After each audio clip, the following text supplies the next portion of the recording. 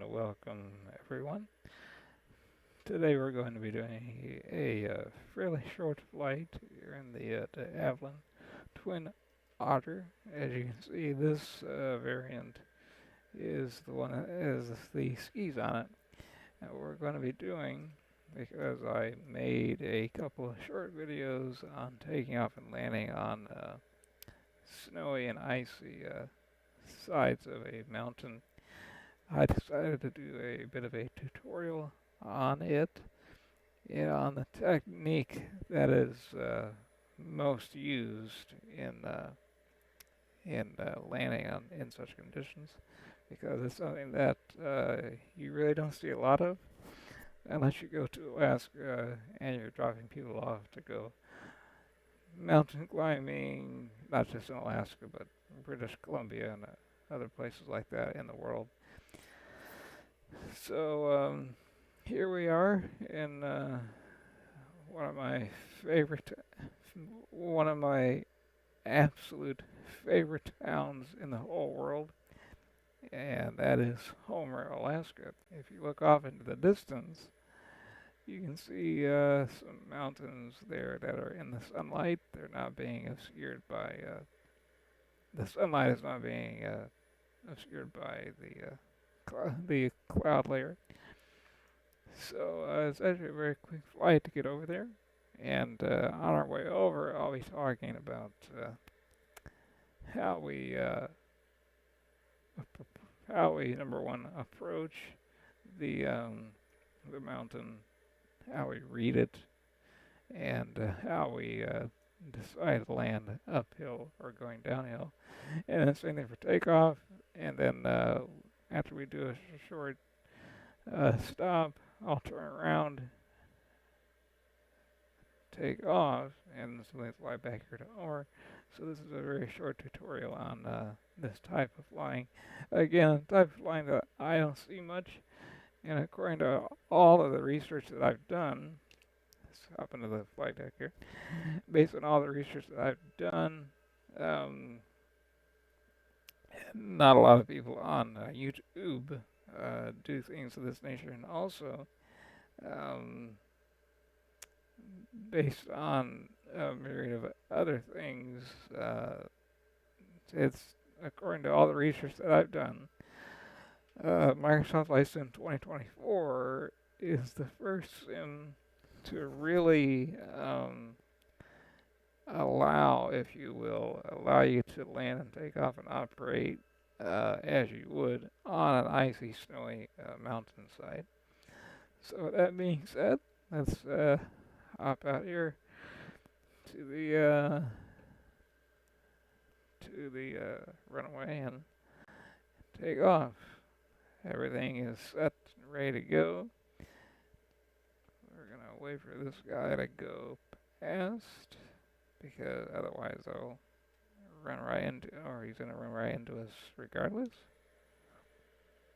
Interesting. I guess he kind of went around us. Anyway, not displaying the yoke on this flight, even though I never do, but the reason I bring that up in this flight is because, yeah, it's a little wobbly and overly sensitive to control inputs. But the autopilot, if you're just wondering, on the Twin Otter, if you've never flown it, where is the autopilot? Let me bring up the yoke and you'll see it. The autopilot controls are right here. You have Yacht Emperor, autopilot itself, turn, nose up, nose down. In other words, rate, nose up, nose down. Heading, hold, nav, approach, back course, localizer, climb, altitude, altitude select, vertical speed, indicator speed, and so that's what you got there. But the important instrument that we're going to be utilizing on this flight is this one right over here. You zoom in for those of you watching on a mobile device. This right here. This little lever is your ski position. And right now the skis are retracted, so we have rubber touching the taxiway and the runway instead of those big skis out there. So once we get over the mountain and we're getting ready to approach, instead of saying gear down, of course you can't retract the landing gear in the first place in the Twin Otter because they're fixed tricycle gear. We'll be lowering this. So when you see me lower this, I'm not lowering the gear, I'm lowering the skis. Okay. So I'll keep this nice and tight. I'll keep the video, in other words, right here, nice and tight. So for those of you watching on a mobile device, and that's increasing according to the analytics that I get from YouTube. Everybody can see what we're doing here. Landing lights up and on. I already got the strobes going, so we're good. And there's one thing to note about this aircraft, and that is the engines. On other aircraft in Sim 24, you can get away, if you will, by not paying attention to the engines. With this aircraft, even though it comes with Sim 24, the engines are very touchy, and you definitely want to watch your torque as well as your exhaust gas temp. I should say ITT, sorry. Because if you don't, then bad thing. Hello, how nice of that person to do that. Anyway, here we go. Homer traffic, Twin Otter 463, Alpha Bravo, departing runway 04, Homer traffic. Alright, I know you're supposed to announce that before getting on the runway, but since I had disabled live traffic, because the live traffic simply doesn't work well, I did not do that. So anyway, I'm going to very carefully increase throttles, and you'll notice that I'm going to keep a very close eye, especially on the torque, making sure nothing gets near the red line. Okay.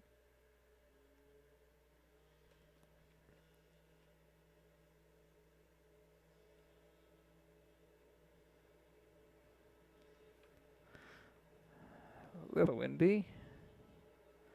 Here we go, there's 80, and we'll pull back a little bit. Whoa, this thing is extremely sensitive. Good grief.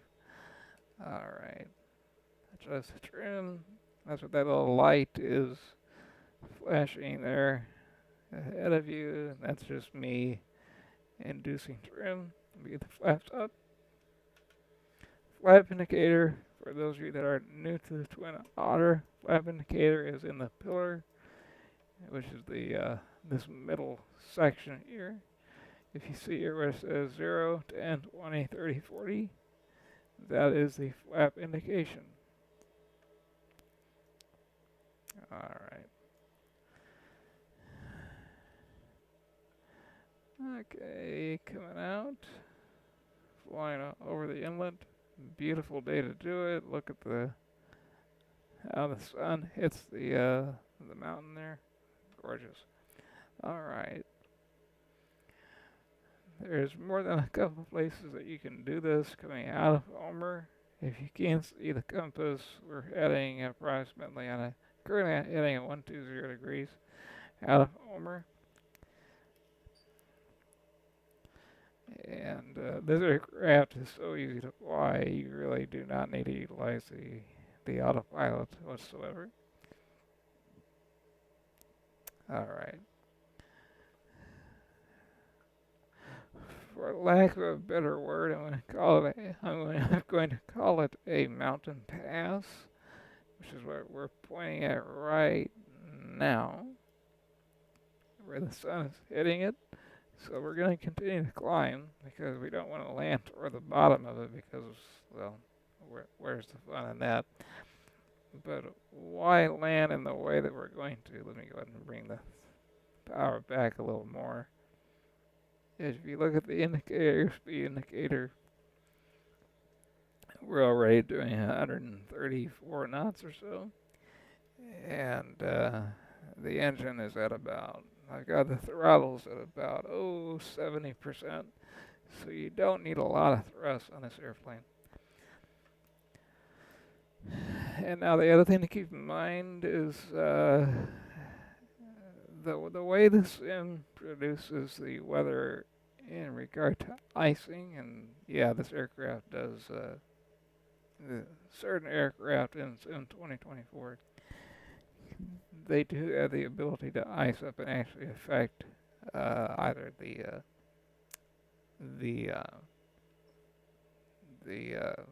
windscreen. There, that's the word that I was looking for. AKA windshield.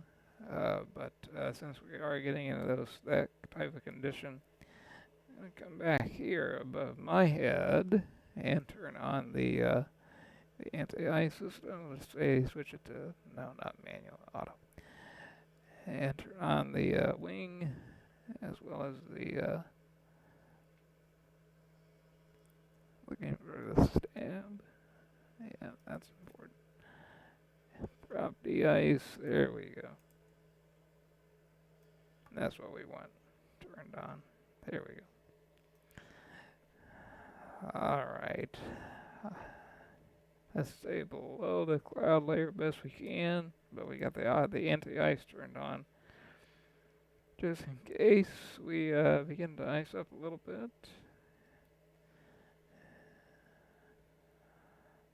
All of a sudden, typical Alaskan day, all of a sudden, you can't really see where you wanted to go initially. But welcome to Alaska. And with regard to Alaska, Homer, kind of on the end of the Kenai Peninsula. If you ever do go to Alaska and you're in Anchorage and you don't know where to go or you're planning the trip, I highly recommend going to Homer, especially if you want to go halibut fishing. Phenomenal place. All right. So the reasoning, let's get this nose oriented down just a wee bit. There we go. Trim it out. Okay. So the reasoning is, and the reason you want to land in the way that we do is if you land uphill, which is what we're going to try and do, it helps reduce your ground speed at touchdown because you want to come in as slow as possible. And therefore, it gives you an advantage. Obviously, it makes it easier to slow down, especially when you're braking, because your braking effectivity is limited by snow or ice. And on the flip side of that, if you land downhill, you can increase your stopping distance dramatically, which is risky on a slick surface.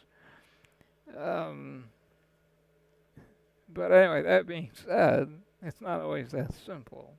If you have a strong tailwind blowing uphill, you might have to weigh the trade-off, between landing into the wind and landing uphill.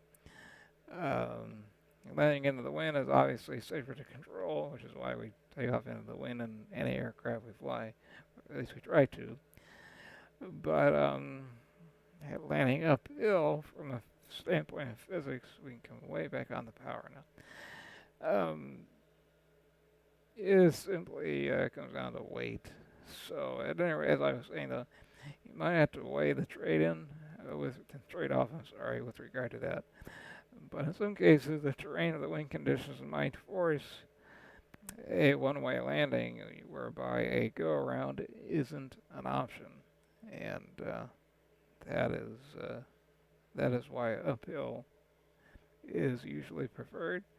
And the other thing that I like about it is that you are allowing the terrain to come to you, and I'll be explaining that momentarily. I'm actually going to go ahead and do it. All right, let's go ahead and double check. Put the skis down. make sure the parking brake is off.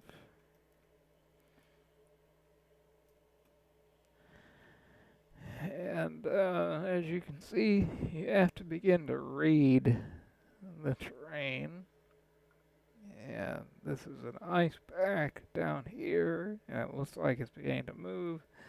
We are in late June, so that would be one reason why it begins to move. But the farther up you go, the more compacted snow and ice there is to land on, and it's safer to do so. Alright. There is a building, as I recall. Let me look around here real quick.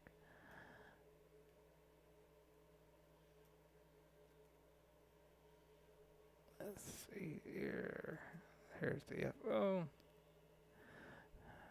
I don't even know his name. Alright. Let's go ahead and begin to slow it down. There it is. I see the building now. Alright, got it. Let's begin this here. Seriously slow it down. Yeah, we know that there is terrain. Flaps 10, please. Thank you.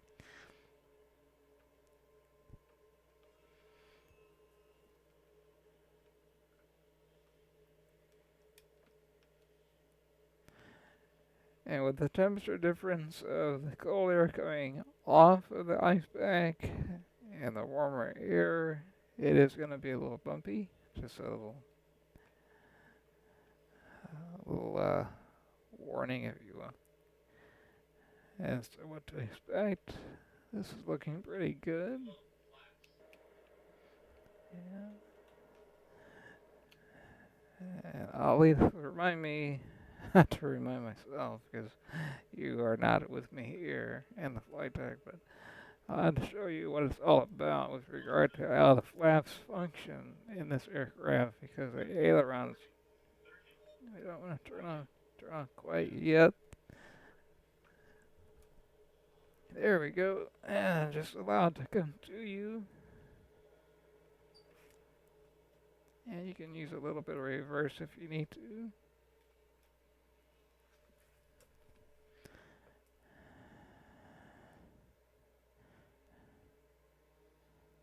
And that is the one issue with this aircraft with the skis on it.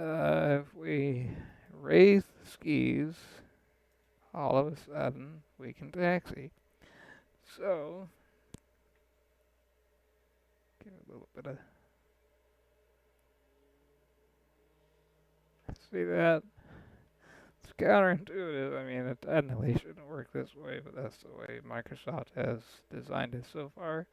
If you raise the skis, then you can taxi. So, go figure. Very quickly, what I wanted to show you was the flaps in the Twin Otter. Did I land a full flap or 30 degrees on the flaps? If you look, we'll stop up here by this little building. If you look, as soon as we get up there,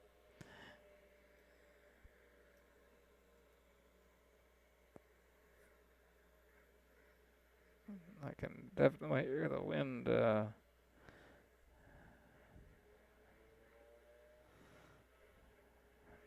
blowing around up here.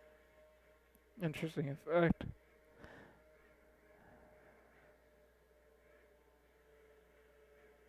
Or that's the sound of the skis on top of the ice, one or the other.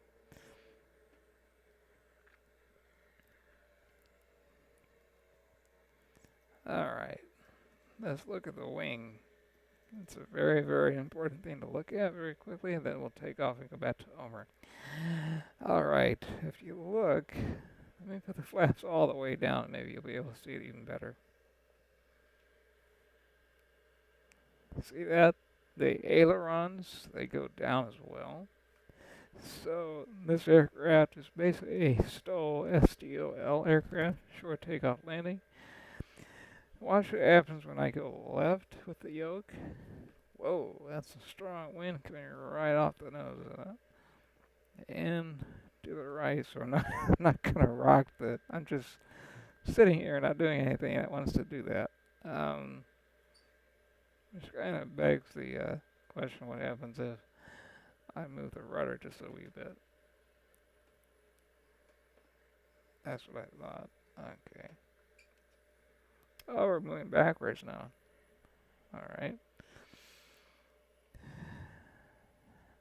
Yeah, let's give it a little, I wonder if we give it just a little bit of thrust, if we can stay there.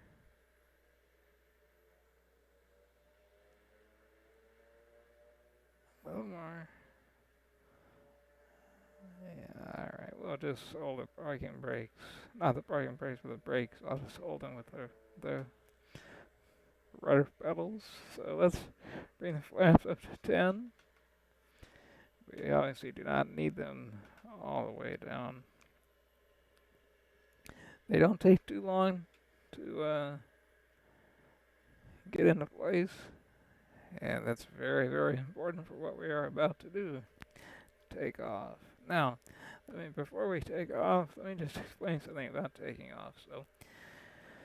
So, taking off from a snowpack mountain slope such as this, you generally you want to take off downhill and into the wind, but it's like landing on it is the balancing act, and that is here. Wait a minute, maybe you can't hear me as well.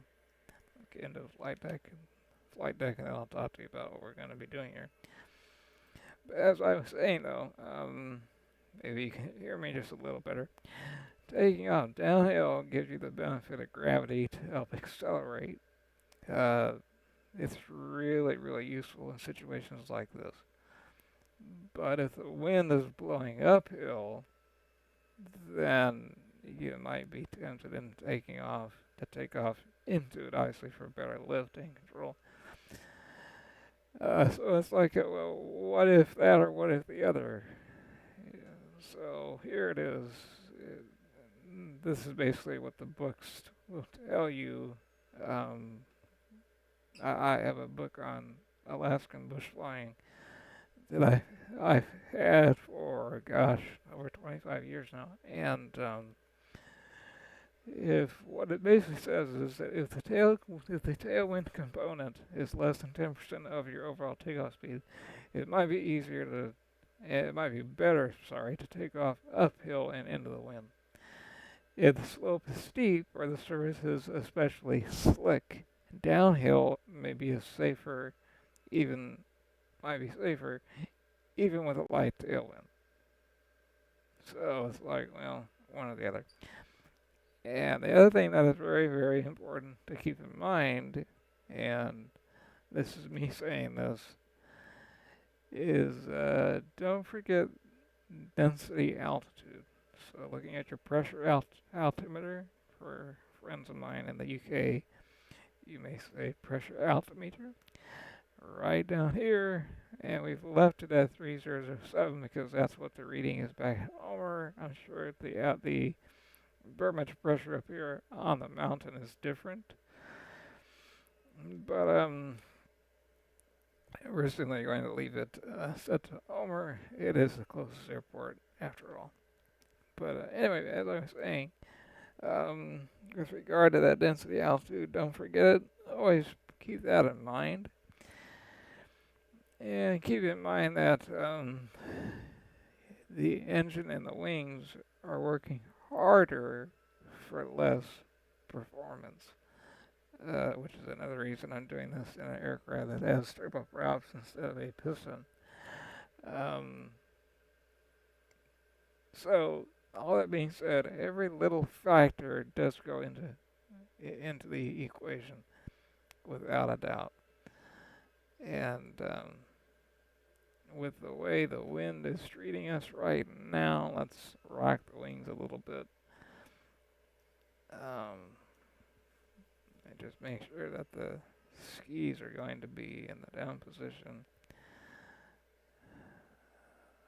If it's that windy, let me just judge it. Let me tip the aileron just a little bit. Yeah. Okay. Um. Hmm.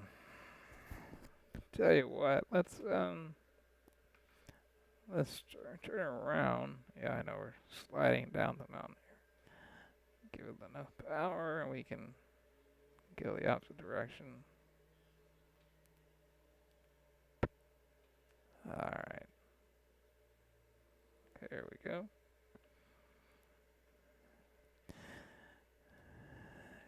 So is it going to be a tailwind? Yeah. We're just simply going to be really careful because I can tell already that the aircraft is extremely sensitive with regard to control input, which means that we have a tailwind. Um, so now let's just see if this does what it's supposed to do. Let's see here. All right, here we go. All right. Yeah, you're like any takeoff, you want to be able to be looking right out the window because this is very different type of flying. What I mean by looking out the window, your eyeballs really need to be focused um, at the entire window, not just the center line down the middle, because there isn't a center line, right? And you want to be able to glance down at your airspeed so you know when to rotate. All right, so let's bring the engines up to takeoff power, and here we go. Almost redlined it on the percentage there, RPM.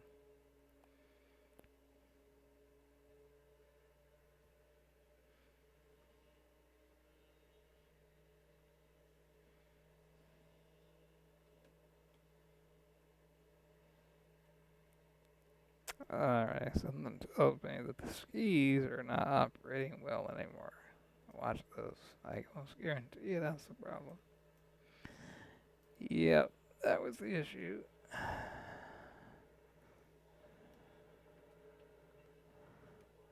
Alright, let's go. This was a little.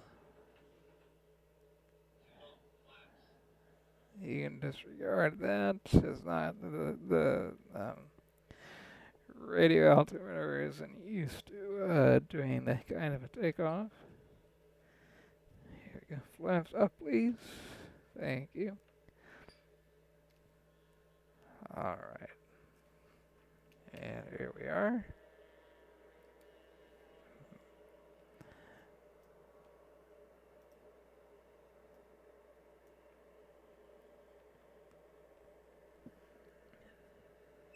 It's a really, really beautiful view.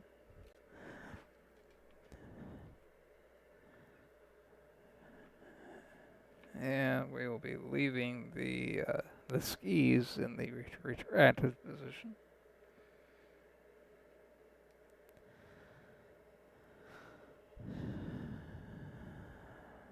Alright. We don't need to go any higher than this.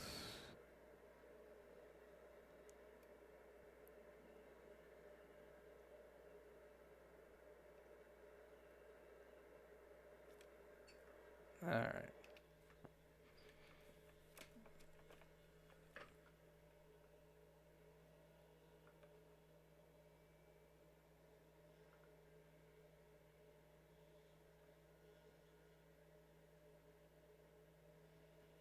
Alright, let's come back on the power just a bit.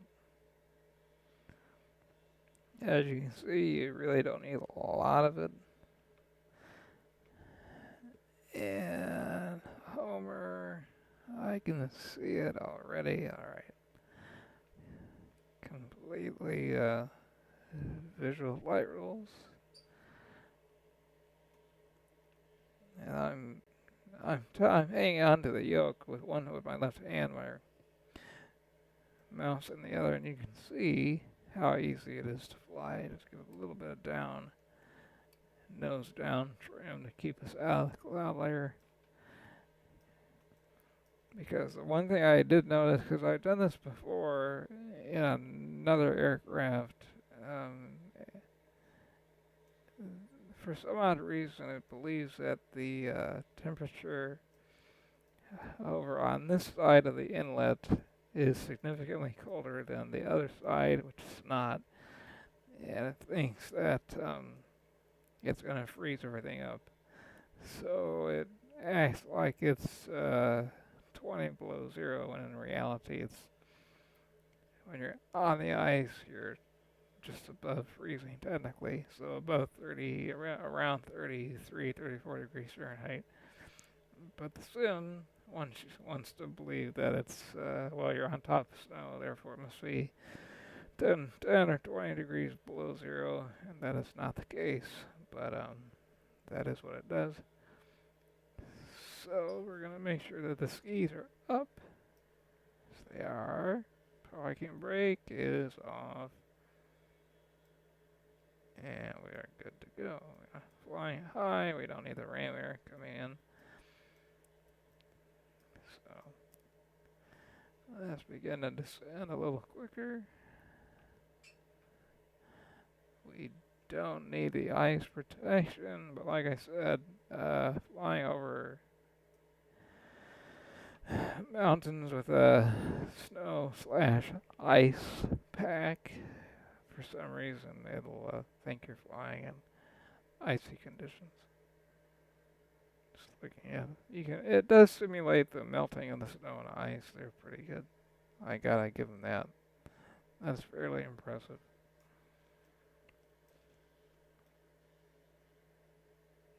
Alright, here's the runway. We're gonna come way back on the power. I mean, way back. And when you do, if you're gonna fly with the Twin Otter like this, the power is just a very, very sensitive thing. You don't have to pull the throttle back too far, and the nose, even if you do, the nose drops like an anvil. I mean, it just drops so fast. Give it just a little more power, and the nose wants to balloon on you. So this is where trim comes and plays a big, big role. So as you can see by the trim light above the altimeter setting there, you can see trim up, trim up, trim up. I'm sorry, trim and motion light, and that's why. Okay. Now we add a little more power, a little more, and now we're speeding up already. So, yeah. Homer traffic, Otter 463 Alpha Bravo, inbound full stop landing runway 26, Homer traffic. Having been to Homer, I think I've been there a few times. Whenever I've been there, I've only seen one aircraft taking off or landing. I mean, it's a very, very quiet area. But over 25 years later, I'm sure it's grown. Okay, let's slow it up a bit, and get our 10 degrees of flaps out there.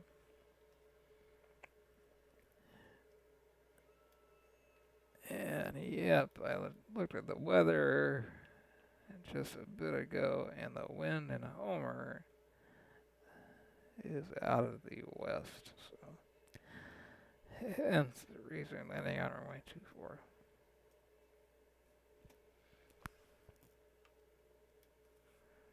A little more juice. There we go.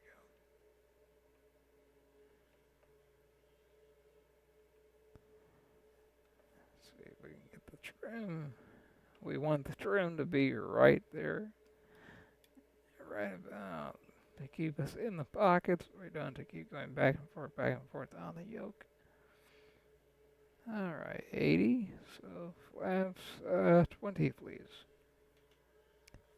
Thank you. And the wind speed is 9 knots, so the wind is practically going right down the middle of the runway, unless the wind has shifted a little bit since we left Homer just a little while ago, which is very, very possible. Like I said, welcome to Alaska. If you don't like the weather, hang around for about 5 minutes, and then you will. It does change that rapidly. There is a term called socked in. Homer traffic, Otter 463, final runway 24, Homer traffic. Anyway, there is like I said, the term socked in, and that happens a lot in Homer. That's when you're going down Highway 1, you're looking out toward the spit, and you can't see it. You get in, drive onto the spit to go fishing or go eat in a restaurant, and all of a sudden, the fog begins to continue landing, and all of a sudden, 30 please on the flaps, all of a sudden, I said runway 24, sorry, I meant runway 22. All of a sudden, you can see the mountains on the other side of the inlet, so.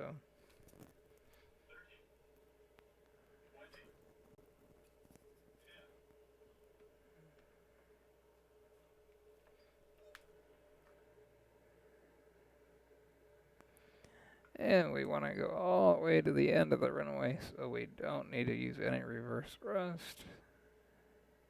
And because of the wind and the direction of the wind, I did not use full flaps, simply not required. So we're going to go ahead and get those retracted up, please. Flap 0, thank you.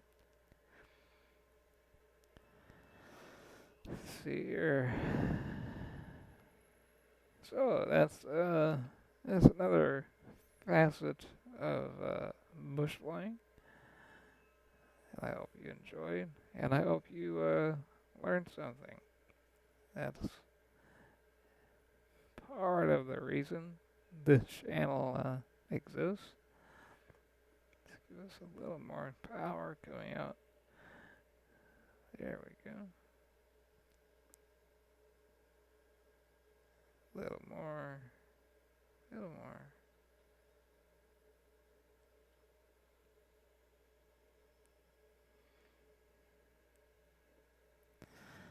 All right.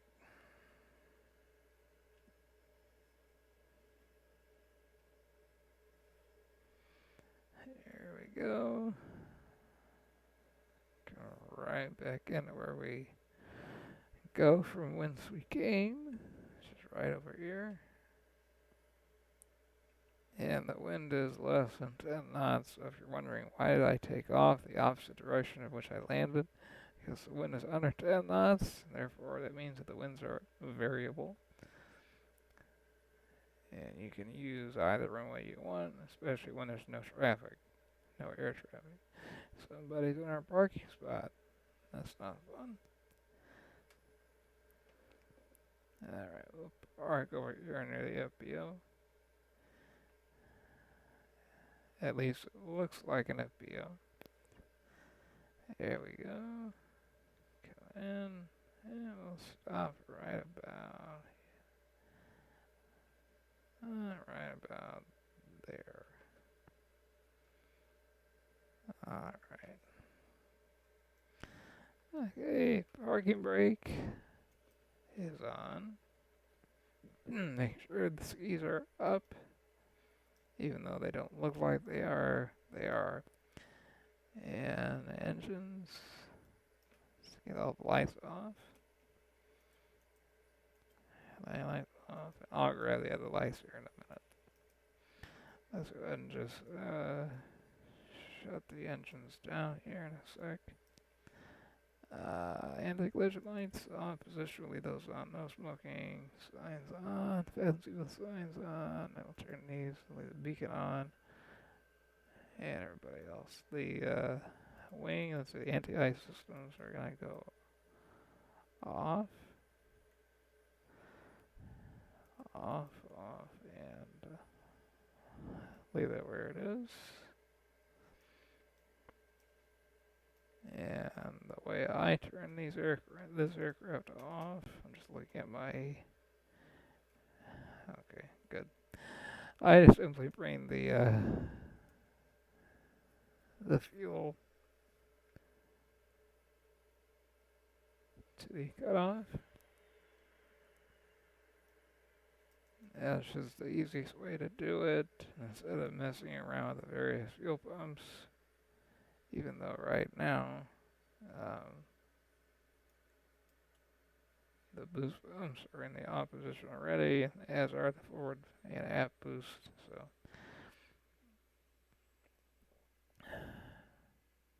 this is one of those aircraft that comes with FS24. That's easier to let the sim start it up because one engine starts and the other one starts and the other one's quitting while starting, and yeah. So anyway, that's how we land and take off on a snowy, ice-packed mountainside in bush flying. That's how you do it. That's just a very, very um, basic tutorial on that. I hope you got something out of it. And if you have any questions, feel free to drop them in the comments below. And whoa, sun came up. And we do respond to all questions. So thank you for watching. Feel free to hit that subscribe button down below, especially if you like the variety of videos that we do here at Fly Adventures. We do just a big array of videos, and we're becoming more and more diverse as we go along. But please hit that subscribe button, smash the thumbs up button if you liked it, and we'll be back with you very soon. And as always, fly safe, and frequency change is approved.